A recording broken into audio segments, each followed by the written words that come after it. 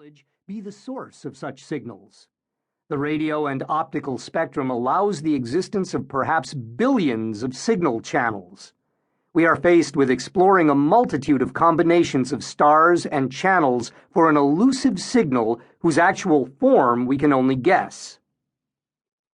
We are challenged to use logic to predict what another civilization, probably much older and more advanced than us, might adopt as a technology we might detect. Here we have no choice but to enter a realm of ill-informed speculation about the abilities and motivations of advanced civilizations.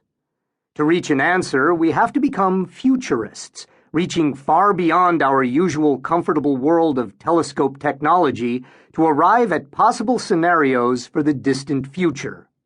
This becomes an exercise of intellect reaching far beyond the usual bounds of science theory. It is the provocative theme of the latter part of this book. Is the future of sapient creatures to become symbionts with computers of unimaginable capability? To become, in a way, immortal through our machines and to be intelligent beyond our wildest dreams? If so, what will the signals be? What will the messages be? Will we even be able to recognize them, let alone understand them? History is not encouraging. Our signals of today are very different from the signals of 40 years ago, which we then felt were perfect models of what might be radiated from other worlds of any state of advancement. We were wrong. If technology can change that much in 40 years, how much might it change in thousands or millions of years? Our powers of prediction so far have not been up to the task of answering this question. So we must assume that the search will be long and demanding of time and resources, both material and human. We will be groping in the dark. Realism demands that we accept this scenario.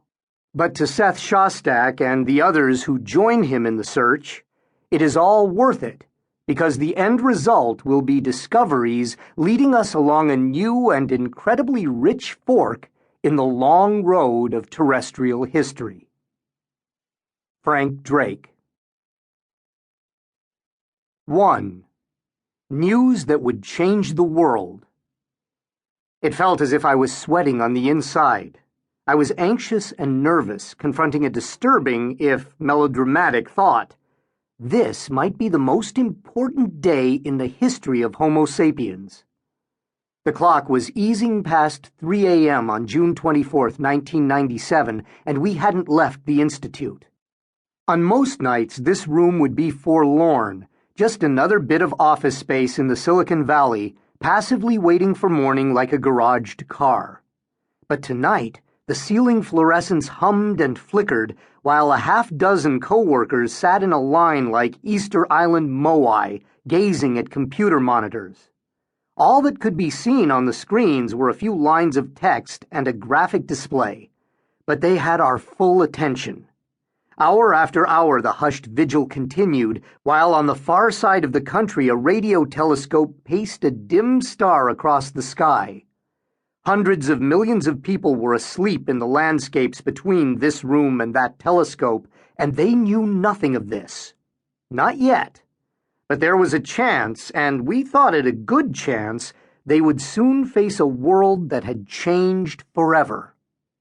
I looked again at a small, luminous pane of gray dots on the screen in front of me. To one side was a faint lineup of brighter dots, a white slash across the gray. That was the signal. That was the cosmic static mesmerizing us at this wee hour. There wasn't any sound. We had never bothered to hook up audio equipment to the computers, only the slowly marching phalanx of white dots. This signal, which we had picked up early the previous morning, had galvanized my colleagues at the radio telescope in West Virginia. Now, nearly a day later, we were watching it by remote control in California. The possibility of discovery was making me fidgety. My immediate worry, ironically, was about trivial matters. If the signal turned out to be real, if it was really beamed from aliens, then my schedule for the week was going to be completely messed up. Everything would need to be canceled or postponed.